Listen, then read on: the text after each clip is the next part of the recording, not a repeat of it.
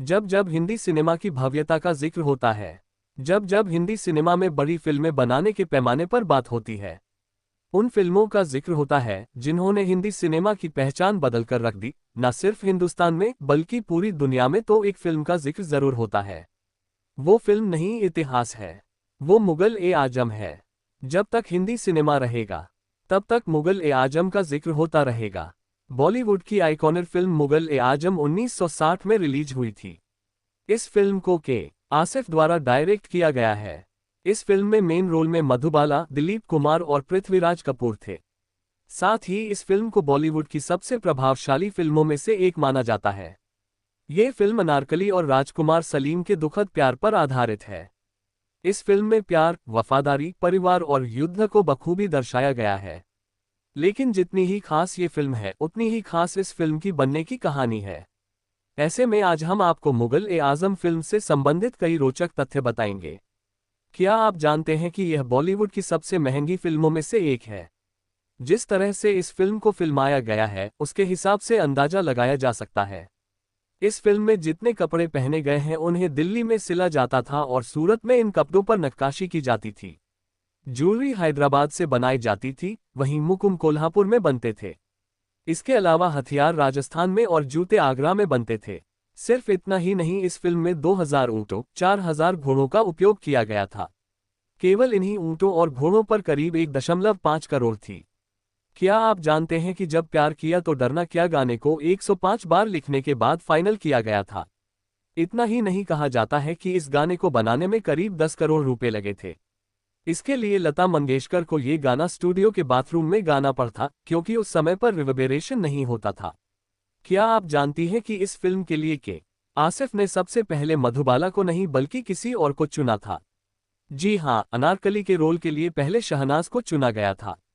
Shehnaaz theatre करती थी और उनके एक प्ले के दौरान के आसिफ की नज़र शहनाज पर पड़ी और उसे देख लगा कि उन्हें अपनी अनारकली मिल गई।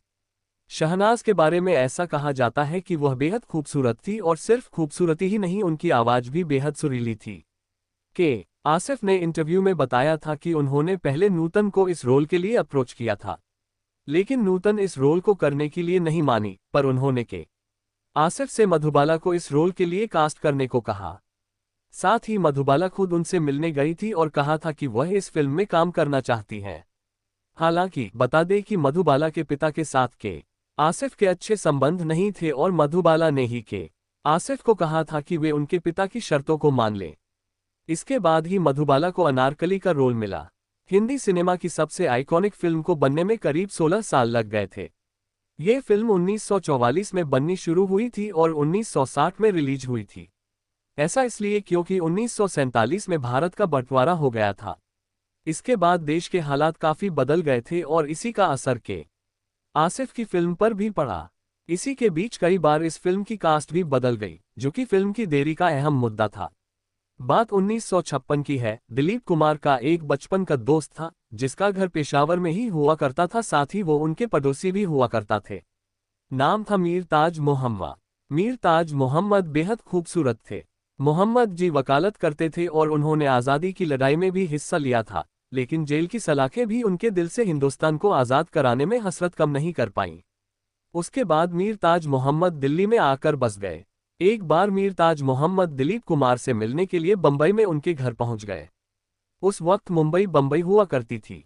दिलीप कुमार ने उन्हें अपने बंबई वाले दोस्तों से मिलवाया, जिसमें के आसिफ भी शामिल थे। उन्हीं दिनों के आसिफ अपनी फिल्म मुगल ए आजम की कास्टिंग कर रहे थे। जबकि आसिफ मीर ताज मोहम्मद से मिले तो उनसे काफी प्रभावित हो गए और अपनी फिल्म मुगल ए आजम में उन्हें राजा मानसिंह का रोल करने का ऑफर दे डाला। मीर ताज मोहम्मद बड़े खुले दिल के इंसान थे। उन्होंने दो टूक में के आसिफ को कहा, मुझे नौटंकी में काम करने का कोई शौक नहीं है। सिनेमा को नौटंकी कहे जाने वाली बात के आसिफ के दिल में तीर की तरह चुभ गई, लेकिन के आसिफ ने मीर ताज मोहम्मद को कुछ नहीं कहा और के आसिफ ने राजा मानसिंह का रोल अभिनेता मुराद को दे दिया। 1981 में मीर ताज मोहम्मद ने इस दुनिया को अलविदा कह दिया।